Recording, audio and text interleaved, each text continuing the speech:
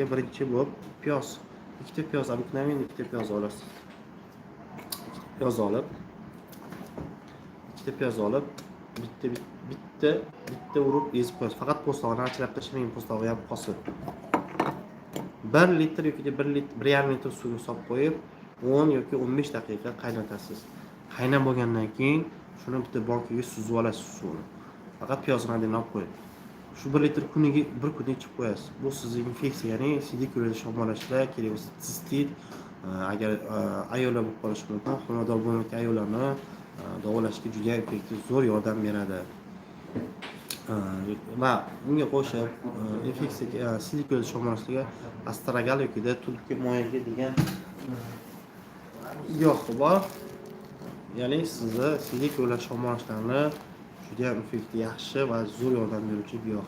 Buni 4 ta 5 ta donagini olib shu